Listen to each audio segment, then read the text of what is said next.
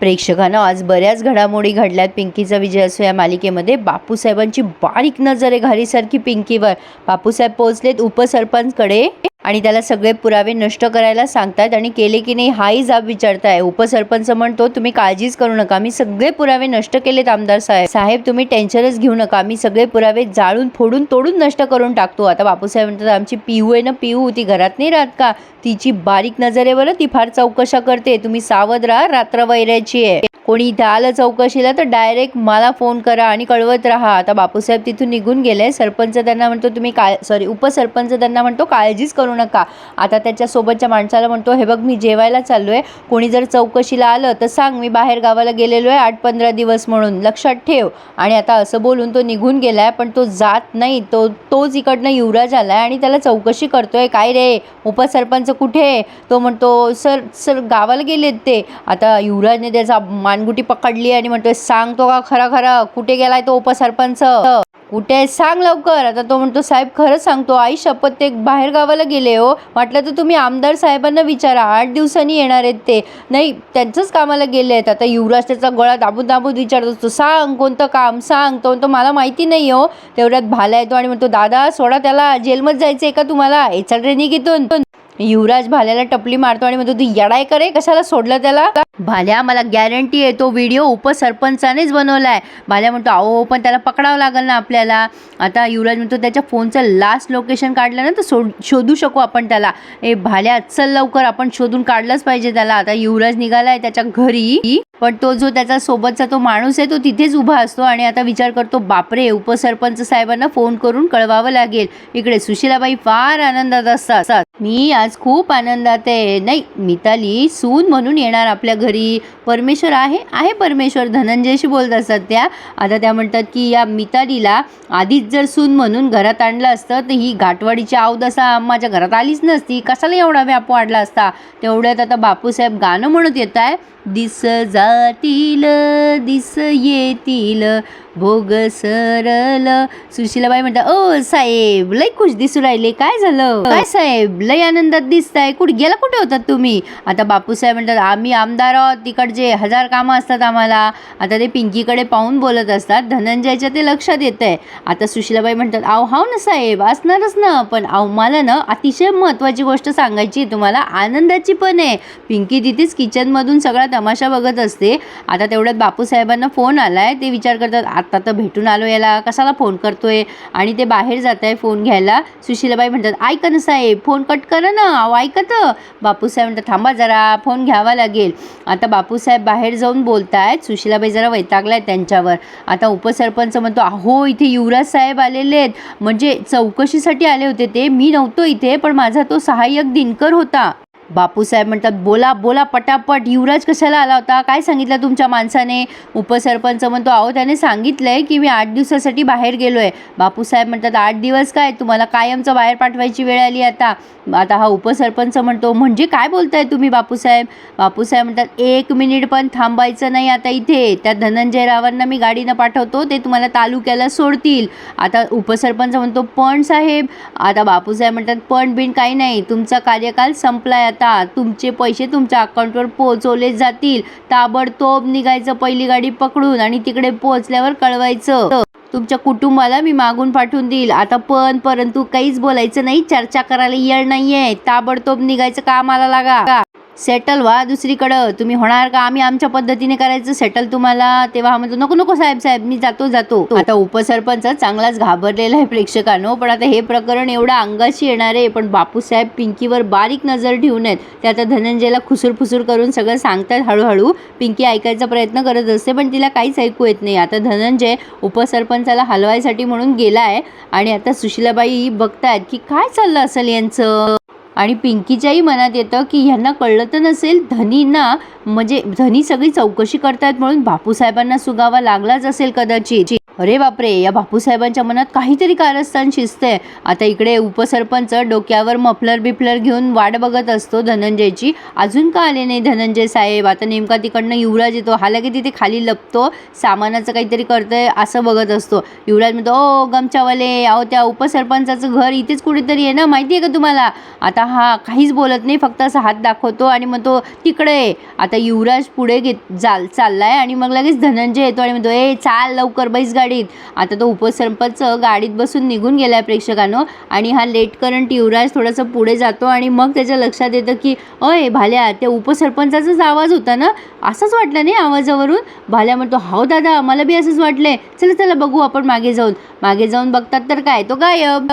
युवराज म्हणतो, भाल्या काहीतरी गडबड आहे. तो SP आला होता ना, तेव्हा सांगत होता की आमच्या सरपंचबाई जंगलात पडल्या होत्या, ते पुरावे वगैरे आणले होते ना त्यानं, तर तो सांगत होता जनावरांना खाल्लंय त्यांना. पण आपल्या इकडे जंगल कुठे आहे रे भाल्या. एक काम कर तू, हे बघ आपल्या ते इन्स्पेक्टर सर आहेत ना, आपण त्यांच्या मदतीने गायकवाड नाहीत का आपले मित्र, त्यांना सांग. भाल्या म्हणतो, अहो दादा आपणच गेलो असतो ना. युवराज म्हणतो, नको, आपण जाऊ तर संशय येईल, हे काम हुशारीने करायला पाहिजे. मी सोडतो तिला तिकडे आणि सांच्याला भेटू, चाल लवकर. सुशीलाबाईंना चहा देत असते नीरी. सुशीलाबाई म्हणतात, घरात काय नाही, मी चहा पाणीचंच काम असतं काय तुला, जाय वरच्या खोल्या झाडून घे. तेवढ्यात बापूसाहेब आले तिथे आणि ते फोनवर बोलत असतात, 25 लाख रुपये टाका त्या अकाउंटवर. आणि मग सुशीलाबाईंना म्हणतात, काय बोलत होते तुम्ही सुशीलाबाई, कसली आनंदाची बातमी आहे सांगा. सुशीलाबाई म्हणतात, सांगते ना, चहा घेणार का. बापूसाहेब म्हणतात, नको, झालाय माझा चहा, पण मला चालेल अर्धा कप. असो, पण आता सुशीलाबाईंनी निरोप दिलाय की अहो उद्याची तारीख पक्की झाली आहे बरं मितालीच्या आणि युवराजच्या साखरपुड्याची.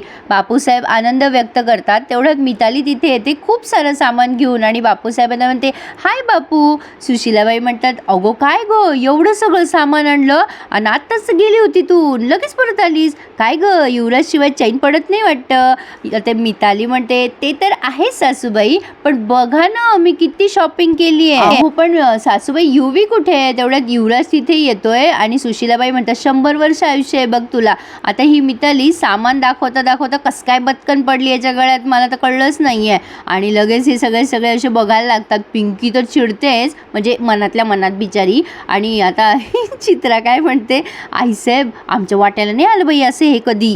युवराज भाऊजी बघा ना कसे मिठीत घेता, उचलून घेता, आमची नाही बाई हिंमत झाली अशी. काय हिंमत होईल, त्या चित्राला पाहूनच तो सत्य घाबरतो बिचारा. सुशीलाबाई हळूच म्हणतात, नाही झाली ना हिंमत, तेच बरोबर आहे.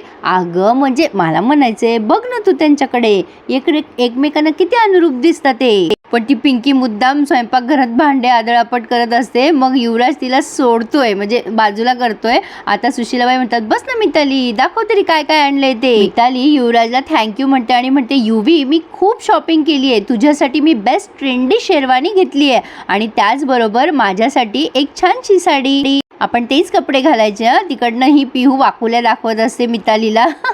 पण आता युवराजचं लक्ष सगळं पिंकीकडे असतं, तो तिच्याकडे बघत असतो, तिचे काय हावभाव आहे. सुशीलाबाईला मिताली विचारत असते, चालेल ना सासूबाई. सासूबाईंना तर सगळं चालतं. सुशीलाबाई म्हणतात, बघ ना का नाही चालणार, हे बघ तू आणलेला शर्ट आहे ना, किती खास दिसतोय युवराजला. नाही माझा युवराज आहेच रुबाबदार, काही बी घातलं ना तरी तो छानच दिसतो. मिताली म्हणते, हो सासूबाई यू करेक्ट. आणि आता ती पिहू तिथे छबीकडे कुठेतरी जात असते ज्यूस द्यायला. लगेच ही मिताली तिला हटकते आणि म्हणते, कुठे चाललीस ग.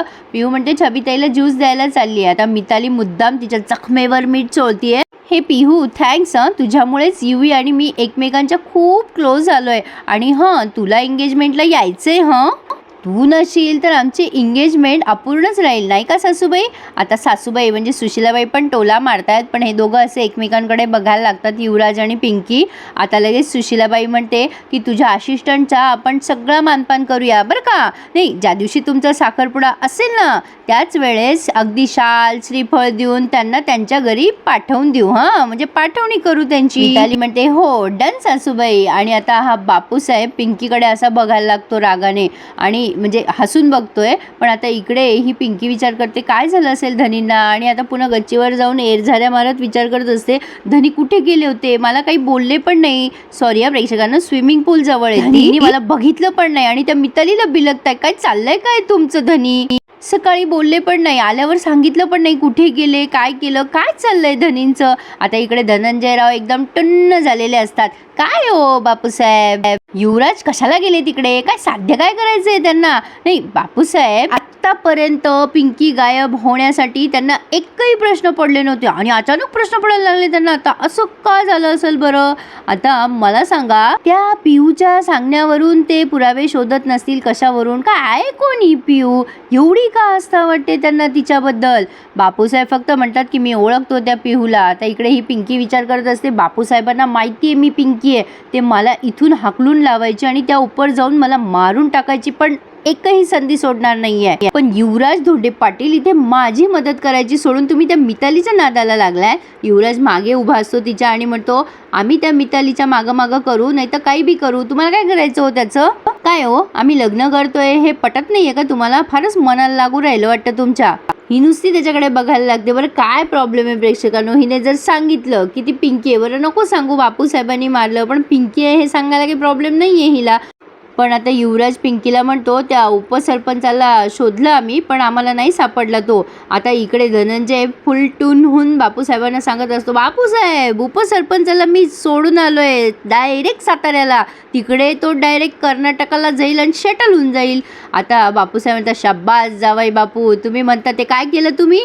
आता धनंजय म्हणतो, परफेक्ट नियोजन बापूसाहेब. बापूसाहेब म्हणताय की चढली वाटतं तुम्हाला. धनंजय म्हणतो, नाही नाही बापूसाहेब, आम्ही एकदम परफेक्ट फाईन करेक्ट. पण तुम्हाला सांगतो बापूसाहेब, काम एकदम चोख केलंय बरं का. सगळे पुरावे नष्ट करून टाकलेत, एक सुद्धा पुरावा सोडला नाहीये बापूसाहेब. त्या पिऊला काही सापडणार नाही आता, तिच्या हाती काहीच लागणार नाहीये बापूसाहेब. आणि हसायला लागतात ते दोघं जण. इकडे युवराज म्हणतो, तुमच्या फोनचं लोकेशन आम्ही शोधून काढू का. पण आता पिंकी काहीच बोलत नाही त्याला, म्हणजे तुमच्या म्हणजे पिंकीच्या फोनच्या. बरं पिंकी आता मनातल्या मनात विचार करते, धनी मला नाही वाटत तो फोन सापडेल बापूसाहेबांनी, तर तो कधीच नष्ट केला असेल. तो फोन आहे प्रेक्षकांनो आणि त्या दिनकरकडे त्याने तो चोरला होता असं काहीतरी वाटतं. पण उपसरपंचांनी तो घेतला होता आणि त्याच्या सेफ्टीसाठी त्याच्याजवळ ठेवला होता. आता पिंकी म्हणते की मला दसऱ्यापर्यंत इथून निघावं लागेल. युवराज म्हणतो, का काय झालं. पिंकी मनातल्या मनात विचार करत असते, धनी मी काय करू, मी निरपराध आहे, याचा पुरावा मला अजूनही सापडला नाहीये, मला बापूसाहेब मारून टाकतील आता. तर आता इकडे हा युवराज मनात विचार करत असतो, ह्या कारभारणीचा आणखीन एक गुण, काहीच बोलायचं नाही मनातलं, सगळं मनातल्या मनात साठवून ठेवायचं. असं करू नका पिहूबाई, बोला माझ्याशी बोला. तुम्ही असं करू नका, तुम्ही तेच करताय. कसा विश्वास ठेवू तुमच्यावर, सांगा मला, समज सांगून टाका.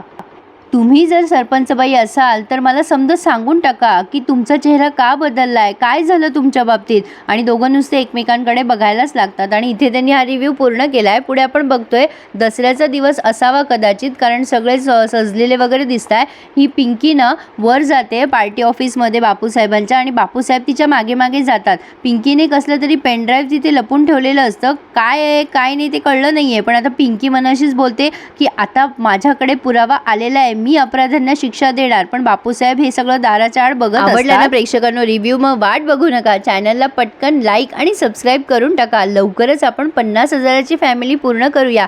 तुमच्या सगळ्यांच्या प्रेम आणि आपुलकीमुळेच मी इथवर पोहोचली आहे प्रेक्षकांनो, आणि असे सहकार्य तुमचे मला माझ्या पुढच्या प्रवासात हवे. सो प्लीज प्रेक्षकांनो subscribe my channel and enjoy my all reviews. धन्यवाद.